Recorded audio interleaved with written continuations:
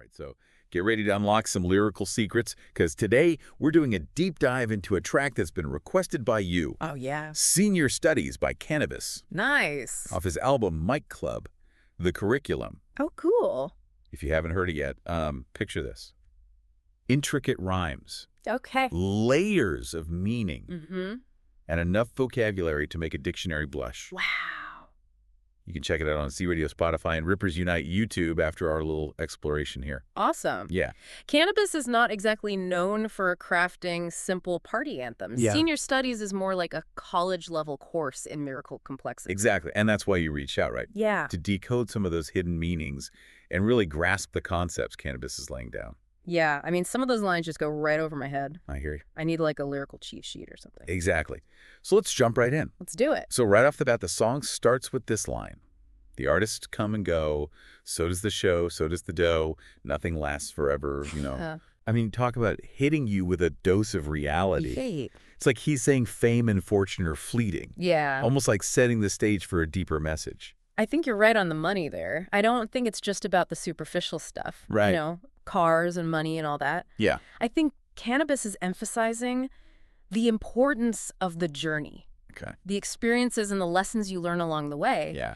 He goes on to say, it's all about the experience and what you take from it, what you learn in the process, what you make of it. Interesting. Almost like he's saying, hey, pay attention to the meaning behind the music. Yeah, it's a bit like he's inviting us to think beyond the surface. Mm-hmm. But then he throws in this line, crawling through mud pits with guns and hundreds of clips on Uncle Sam's budget. I mean, whoa. we'll talk about a shift in imagery. It feels raw, almost militaristic. Totally.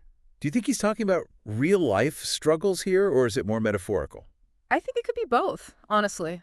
On one level, he might be referencing personal battles, you know? Yeah. Maybe the challenges of navigating the music industry or even societal pressures. Mm-hmm. But there's also this sense of fighting for something, you know? Pushing through obstacles. Oh, it's like right. he's using this gritty imagery to convey resilience and determination. I can see that. Yeah. And it's interesting because this idea of a struggle or a battlefield keeps popping up throughout the song. Oh, for sure. Remember that line? Yeah. The battlefield is bloody, mean, and ugly. My adrenaline rushes when the enemy rush me. Oh, yeah. I mean, it's pretty intense. Do you think he's using war as a metaphor for the rap game itself? Absolutely. Yeah. He's talking about the competitive nature of hip-hop, the constant pressure to prove yourself. Mm-hmm. But instead of physical weapons, Right. his arsenal is words. There's a battle of wits, a lyrical sparring match. I like that battle of wits. Yeah. And that's where his intricate wordplay and vocabulary really come into play. Yeah. He's not just rhyming for the sake of it. No. He's strategically using language to dominate this lyrical battlefield. And you know, it's not just about showing off how many words he knows either. Right. He's using complex language to convey complex ideas.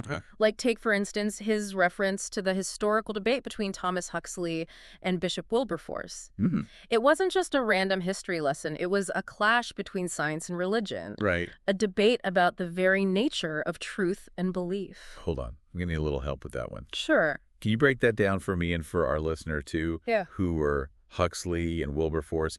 And what does this debate have to do with Cenior Studies? Okay, so picture this. It's 1860, and there's this huge debate going on about Darwin's theory of evolution. Right. On one side, you have Thomas Huxley, a scientist and a staunch supporter of Darwin's ideas. Mm-hmm. On the other side, there's Bishop Wilberforce, a powerful religious figure who vehemently opposes evolution. Their clash represented a fundamental conflict between scientific reasoning and religious faith. Wow. Okay, so that's a pretty big deal. Yeah.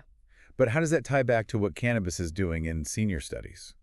Well, if you think about it, Canibus is engaging in a similar kind of battle. Okay. He's a rapper, deeply fascinated by science and technology, constantly pushing boundaries with his intricate wordplay and intellectual references. Right. Yet at the same time, he acknowledges a higher power, Okay. a sense of destiny that's beyond his control. Interesting. Remember those lines.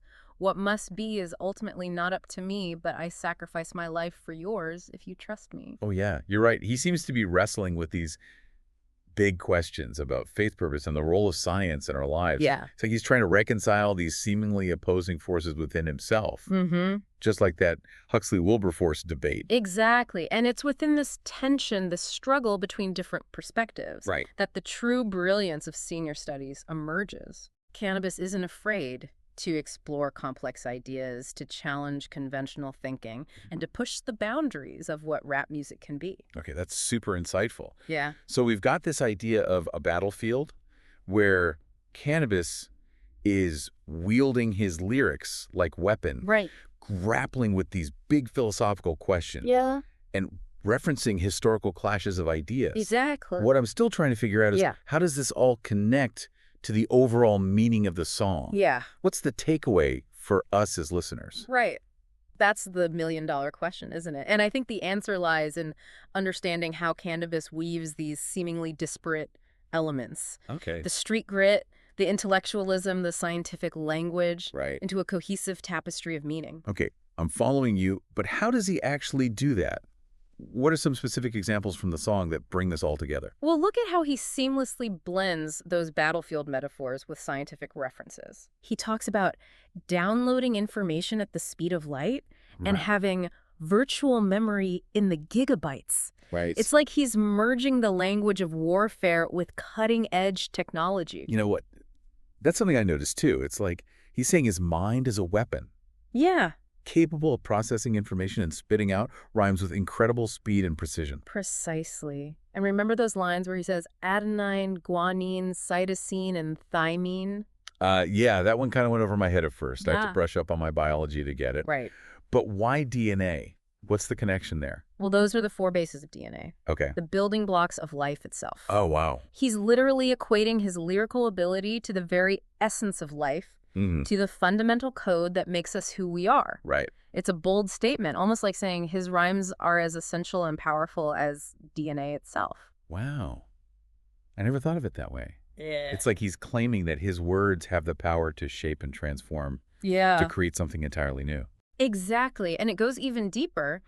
He talks about nanobacteria burning me up. Okay. Now, nanobacteria are these tiny theoretical microorganisms that some scientists believe could be responsible for all sorts of things. So they might not even exist. That's right. And that's where the connection to System of a Down's aerials comes in. Okay. He says, I see aerials in the sky. When I dream the end is near, I wish it would hurry up. Oh. It's like he's sensing this impending doom. Right. This looming threat that's both real and imagined. Yeah. Just like the concept of nanobacteria itself. Okay, so he's using this scientific uncertainty, this idea of an invisible threat to mirror his own feelings of anxiety or impending doom. But why? What's he so worried about? I think it goes back to that tension we were talking about earlier. Okay. The conflict between his intellectual pursuits and the realities of the music industry. Yeah. He wants to be recognized for his lyrical genius, for the depth of his knowledge and the complexity of his rhymes. Right. But he's also wary of the superficiality of fame. Yeah. The fickle nature of the music business. And that line about a clone for every style I invent really stood out to me. Yeah. It's like he's acknowledging the possibility of being imitated, Right. of his unique style being copied and watered down. Right. And that's why he emphasizes the importance of senior studies, Okay. of really understanding the craft, the history, Right. the intellectual underpinnings of rap music. Go. He's not just rapping, he's teaching. He's inviting us to engage with his music on a deeper level. Yeah. To appreciate the layers of meaning and the intricate web of references he weaves into his verses. So it's not just about the beats or the catchy hooks. No. It's about understanding the message, the concepts, the thought process behind the lyrics. Exactly. Canibus is challenging us to go beyond the surface, to dig deep and grapple with the ideas he's presenting. Okay. And that's why he ends the song with that powerful declaration, class dismissed, senior studies from Canibus. It's like he's dropped this knowledge bomb on us. And now it's up to us to unpack it and make sense of it all. Man, that's pretty profound. So after all this unpacking, Yeah. what's the ultimate message Canibus is trying to convey? I think he's urging us to embrace intellectual curiosity, Okay. to challenge conventional thinking, and to find meaning beyond the superficial. Yeah. He's showing us that rap music can be a vehicle for exploring complex ideas, for engaging with history, science, and philosophy. Right. He's pushing the boundaries of what hip-hop can be, both lyrically and conceptually. So it's not just about spitting rhymes and dropping beats. No. It's about using your platform to elevate the conversation. Yeah. To stimulate minds, to spark critical thinking. Absolutely. And that's what makes Cenior Studies such a powerful and enduring track. Yeah. It's a reminder that rap music at its best can be a force for intellectual and artistic evolution. Man, I am like, my brain is fried. I know, right? It's amazing how much depth and complexity Canibus packs into a single song. Yeah. It's like he's challenging us to step up our game as listeners. Oh, yeah. You know, not just bobbing our heads to the beat, but really engaging with the lyrics and the ideas behind them. And that's what makes Cenior Studies such a rewarding listen. It's not background music. No. It demands your full attention, and in return, it offers a glimpse into a brilliant and multifaceted mind. It's like we've been on this intellectual journey with him, exploring these battles, both internal and external, and grappling with these huge philosophical questions. And through it all, he's pushing the boundaries of what rap music can be, right, showing us that it can be as intellectually stimulating as any other art form. Yeah, I think we've definitely done our due diligence in unpacking this track. But I have a feeling there are even more layers to uncover with repeated listens. Oh, absolutely. Cenior Studies is the kind of song that reveals something new every time you hear it. Yeah. It's like a lyrical onion with endless layers to peel back. For those of you who haven't experienced the mind-bending brilliance of Cenior Studies yet, do yourselves a favor and check it out on C Radio, Spotify, and Rippers Unite YouTube. You won't regret it. And as you listen, think about what resonated with you the most. What lines or concepts stuck out to you? Yeah. How does Canibus's unique blend of street grit and intellectualism challenge your own perceptions of rap music? That's a great point. Keep those questions in mind as you dive into the world of Cenior Studies. And hey, if you discover any hidden gems or mind-blowing interpretations, be sure to share them with us. Oh, yeah. We're always down for another deep dive into the fascinating world of music and meaning. Until next time, keep those ears open and those minds engaged. And keep those requests coming. Yeah. We love exploring the text that you find fascinating. See you in the next deep dive.